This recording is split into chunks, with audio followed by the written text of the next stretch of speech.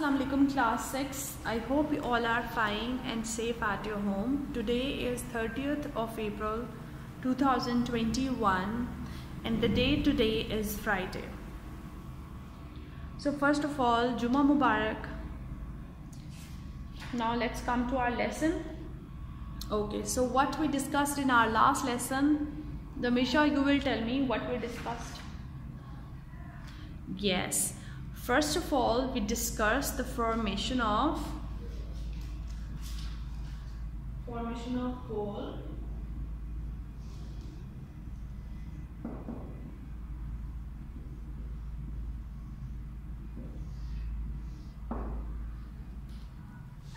कि coal कैसे बनती है? What is the process that undergoes and it ultimately leads to the manufacturing of the coal? We have read that the dead plants, when they dump down and they make the layers, after an year of 300 million years, they are firstly converted into the peat, then they convert into lignite, and ultimately they are converted into coal. Now this coal is not pure, this is crude, this can't be used directly. So first of all, it undergoes different types of purification and then ultimately it is used. It is also used to make electricity, it is also used in petrochemicals. Then we also discuss formation of oil.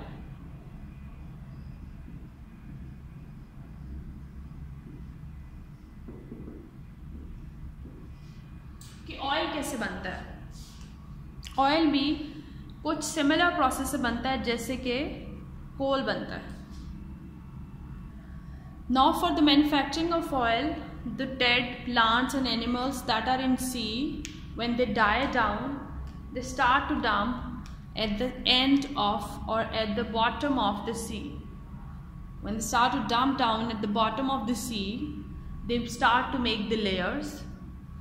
And that layers have a lot of pressure and a lot of temperature, and after millions of years ago, when there is an activity of bacteria and fungi on them, they are converted into the simplest substance, and that pressure and temperature inside them that ultimately convert it into a crude oil. Now crude oil can't be used directly into your cars, motorcycles. It is not usable. So make that crude oil usable. It is purified and it undergoes different process of purification, and ultimately it is converted into petrol, high octane and different other forms. Then we discussed that why, if that oil is present underneath earth, why it doesn't comes out? When the layers of the plants and animals that are dying down is made, initially sedimentary rocks are formed. Sedimentary rocks now allows the movement of the molecules, or you can say liquid, upward.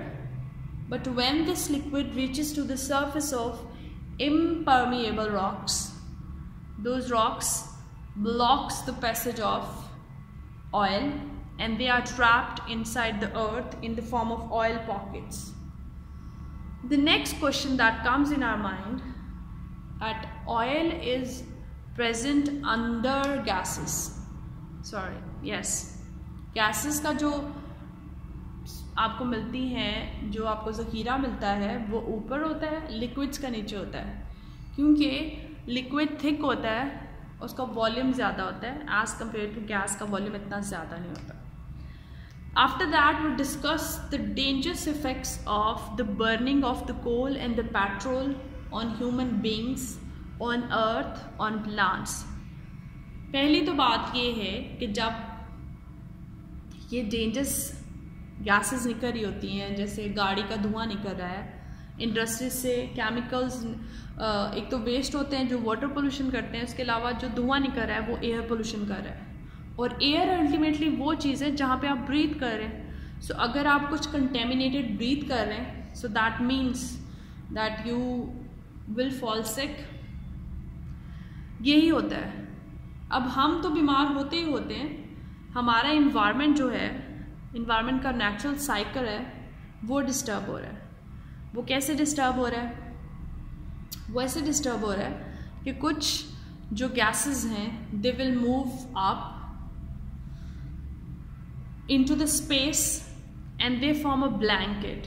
Blanket क्या होता है? जैसे you take blanket to cover yourself and that blanket cover completely cover the surface of the earth.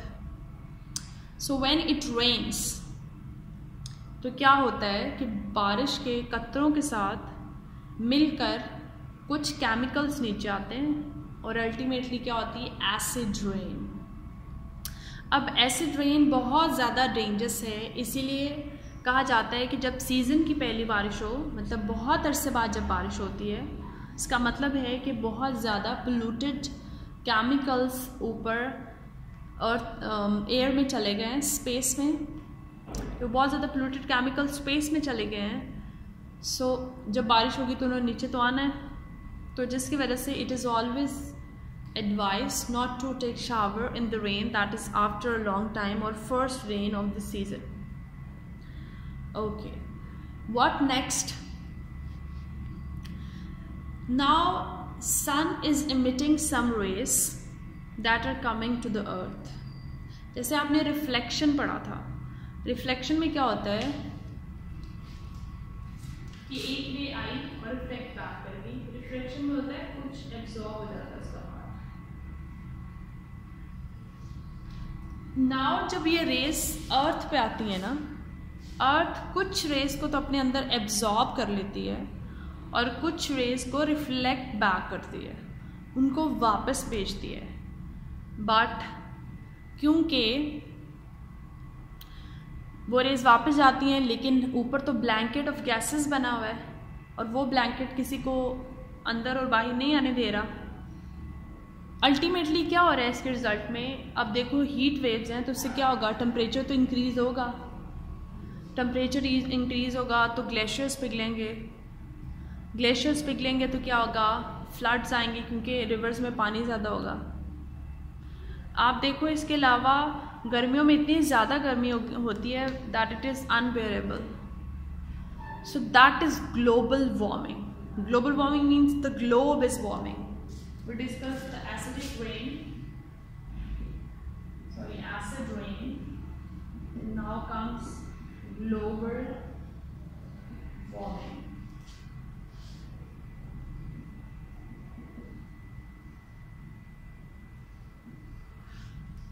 Global warming means the globe is warming. The globe is warming up. It is heating up. Now you see that if we are using excessively, we are using oil excessively or the coal, that it is polluting our environment. So the best thing is to conserve the energy. Now what is the conservation of energy?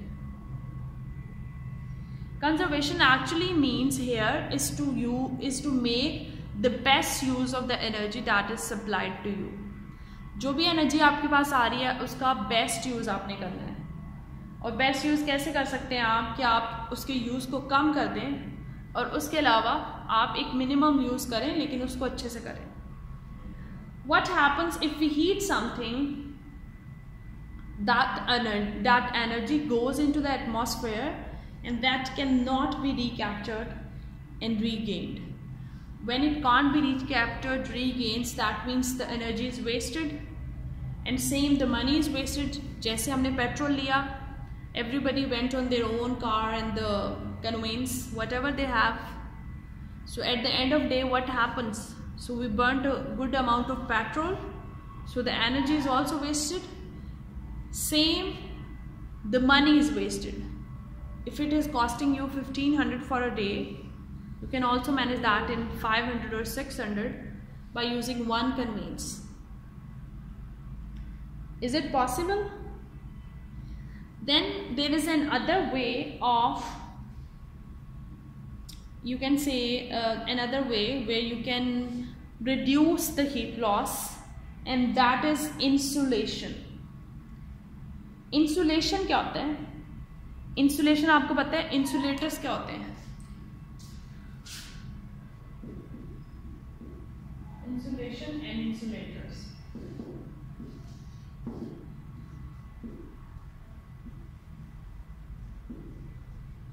yes, tell me, what are insulators? Insulators are the bad conductor of heat and electricity. They do not allow the heat or electricity to pass through it. अब insulation कैसे help कर सकती है? Insulation हमें, जैसे हम घर में एसी यूज़ कर रहे हैं, हम इन्वर्टर्स यूज़ कर रहे हैं, सो अगर हमारी घर की रूफ की या वॉल्स की इंसुलेशन होगी तो अल्टीमेटली क्या होगा कि हीट जो है वो कम आएगी इसमें। अब क्या कर सकते हैं आप, जैसे आपकी रूफ है उसमें जो स्पेस होती है थोड़ी, उसमें आप इंसुलेशन कर सकते हैं, थोड़ी सी लेयर डाल के आप उसकी इंसुलेशन कर सकते हैं। इंसुलेशन आप किसी ग्लास से कर सकते हैं, वूल से कर सकते हैं, थर्मोकोल शीट्स मिलती हैं उनसे कर सकते हैं। अब उनसे होता क्या है? उनसे होता ये कि वो जो हीट पड़ेगी उस लेयर पे जो आपने इंसुलेशन की हुई है, इंसुलेशन की कैसे की जाती है कि आपने पहले एक तो आपकी रूफ बन ली, ठीक है, यहाँ पे आपने इंसुलेटिंग मटीरियल लगाना है, जो ग्लास होगा या वुड होगी, सॉरी वुड नहीं, ग्लास होगा, कुछ फाइबर होगी या फिर जो भी बैड कंडक्टर ऑफ हीट है। फिर यहाँ पे एक लेयर ऊपर फिर लगा दें सीमेंट की। अब जब यहाँ पे लाइट फॉल करेगी तो वो लाइट यहाँ ट्रैप हो जाती है, नीचे जाती नहीं। जब लाइट यहाँ पे ट्रैप हो जाएगी, इसका मतलब क्या है कि eight the end of day आपका घर जो है वो कूल रहेगा। और ऐसे भी होता है कि ये जो मटेरियल्स हम फिल करते हैं, जैसे गैस है, कोई फाइबर है, इसमें एयर भी ट्रैप हो जाती है। जब एयर ट्रैप हो जाती है तो air is not a good conductor of heat. Air जब हीट की अच्छी कंडक्टर नहीं है, इसका मतलब ये है कि एयर उस हीट को अपने अंदर ट्रैप कर लेगी। जब वो एयर अपने अंदर ट्रैप कर लेगी तो अल्टीमेटली आपका घर जो है वो क्या रहेगा? ठंडा रहेगा। हम क्या बात कर रहे हैं कि हमने एनर्जी की कंजर्वेशन कैसे करनी, इसके डिफरेंट मेथड्स हैं। हमने बात की थी कि जो हम घर पे इतने एसी इन्वर्टर्स यूज़ करें उनसे भी रेज निकलती जो अल्टीमेटली अर्थ को इफ़ेक्ट कर रही, तो उनको हम कैसे कर सकते हैं? हम वॉल्स में इंसुलेशंस लगा सकते हैं। कमरों की वॉल्स जो होती हैं, रूम्स की वॉल्स, उससे भी तो हीट अंदर आती है। इंसुलेशंस लगाएंगे, वो वॉल के इनसाइड लगती है इंसुलेशन। ये फर्स्ट ऑफ ऑल इनिशियली थोड़ा कॉस्टली काम हो जाता है, लेकिन ये लॉन्ग टाइम में आपको बहुत ज़्यादा हेल्प करता है। इंसुलेशन आप कैसे करते हैं? आप एक लेयर लगा लेते हैं ग्लास की, फाइबर की या वूल की। अब इसकी जब आप लेयर लगा रहे होते हैं तो इसमें हीट भी एयर भी ट्रैप हो रही होती है, और air is not a good conductor of, air is an insulator.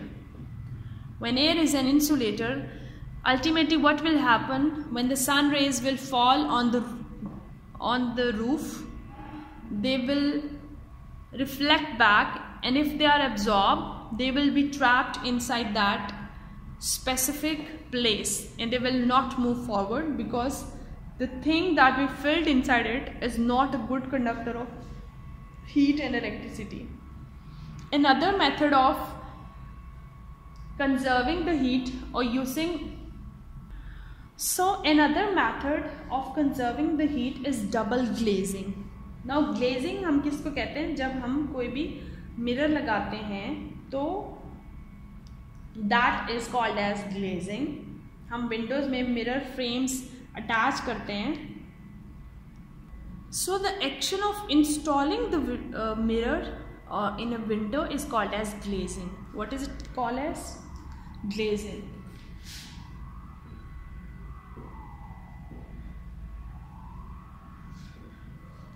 अब नॉर्मली तो एक ही मिरर लगा होता है, हम विंडोज़ में एक ही मिरर लगाते हैं, ग्लास लगाते हैं। सो कुछ लोग जो हैं, it is a bit costly process, but few people they attach double mirror और ग्लास इन देयर विंडोज़। एक वो बाहर है तो उसके बाद एक अंदर भी ग्लास लगाया जाता है। अब वो ग्लास किस लिए लगाया जाता है कि जो ग्लास है वो भी हीट को ट्रैप कर लेता है। अब क्या होता है, थोड़ी सी वो हीट को ट्रैप करता है और थोड़ी सी हीट जो है वो कंडक्ट कर देता है और उसको एटमॉस्फेयर में रिलीज़ करता है। लेकिन जैसे हमने लेट सपोज देखो एक ग्लास लगाया, उसमें से कुछ हीट एब्जॉर्ब हुई और बाकी रिफ्लेक्ट बैक हो गई और कुछ आगे मूव कर गई। अब जो फॉरवर्ड मूव किए उसके बाद हमने एक और ग्लास लगाया हुआ है, तो अब उस ग्लास में भी कुछ सिर्फ बहुत थोड़ी अमाउंट जो हीट की है वो आपके रूम तक, आपके ऑफिस तक पहुंच जाती है, वो बाकी वाली फिर रिफ्लेक्ट बैक हो जाती है। So that's how double glazing भी जो है वो आपका डबल ग्लेजिंग से भी क्या होता है, हीट जो है वो ट्रैप हो जाती है और वो अल्टीमेटली आपके रूम तक, आपके घर तक नहीं पहुंच पाती और आपका घर ठंडा रहेगा और आप एसी कम चलाएंगे and you are conserving the heat in this way. अब आपने देखा है नॉर्मल ये प्रोसेस फॉलो होता है, लोगों को इसका ज़्यादा पता नहीं, जो मैं आपको अगली बात बता रही हूँ। आप देखते हो हम पानी वाली बॉटल कभी लाते हैं तो हम उस पर ना जो प्लास्टिक के चॉपर्स होते हैं उसको उस पर रैप कर लेते हैं। अब प्लास्टिक जो है वो गुड कंडक्टर ऑफ हीट नहीं है। अब अगर बॉटल में पानी फिल रहेगा ना तो उसमें पानी बहुत जल्दी ठंडा गर्म होना शुरू हो जाता है, but that plastic that is wrapped around the bottle that is behaving as insulator, so वो क्या होगा, वो हीट को ज़्यादा ट्रैप करके रखेगा, वो जो उसका कूलिंग कैपेसिटी है वो इनकी इन्हांस हो जाएगी। So that's why we mostly do this practice and we don't know the reason. Is it clear, students? We are discussing the conservation of energy today. Conservation is to make the best use of the energy supply, how you can use it in the best way. The first one is insulation. First one is you have to reduce the use of it, and then you can install something in your windows and in the roofs that will ultimately trap the heat and it will not come to your room, your home. Then you can do the process of double glazing. Now glazing is the process through which we fit the glass inside the window, that is called as glazing. Double glazing means 2 glasses. अब glass में से कुछ heat absorb हो जाती है, कुछ reflect back होती है, कुछ आगे पास होती है। जो आगे पास हो रही है अब उसमें से भी जो नेक्स्ट मिरर है वो कुछ एब्जॉर्ब करेगा, कुछ रिफ्लेक्ट बैक करेगा और बहुत मिनिमल अमाउंट ऑफ हीट जो है वो अगली आपके सरफेस ऑफ योर रूम तक पहुंचेगी। ठीक है, then we talked about hot water cylinder jet, जिसकी मैंने आपको सिंपल एग्जांपल दिए जो हम करते हैं। Okay, let's see which questions you have to do. You have to do question number 3. What does conservation mean? Explain why conservation of energy in cooler climate is more important than the warm part of the world. So the answer is in this. In cooler part of the world, it is important not to waste fuel in the homes, in the vehicles, and in the industry. That is why it is important to save energy, and you also have to do research on it. Why we do not waste energy. उसमें क्या होता है आपको पता है, जो cooler climate होता है जहाँ पे, वहाँ पे हीट बहुत ज़्यादा नहीं आपको पॉसिबली मिलती, जैसे सन बहुत कम निकलता है। सो जो आपके नॉर्मल प्रोसेस हैं, जो आप जैसे सोलर पैनल्स यूज़ कर सकते हैं, आप जैसे कपड़े सुखा सकते हैं, सो ये नॉर्मल प्रोसेस भी उनको मशीन्स के थ्रू करना पड़ता है। सो इसलिए वहाँ पे वो कहा जाता है कि आपको फ्यूल्स ऐसे बर्न करके ज़्यादा हीट वेस्ट नहीं करनी, आपको उनको पर्पसली यूज़ करना है। Then question explain how loft energy can be reduced, energy loss in a house.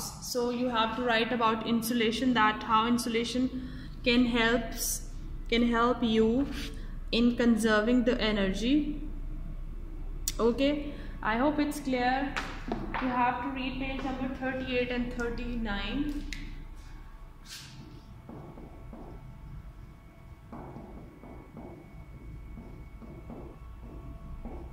Still, if there's any confusion, any difficulty, you can ask me.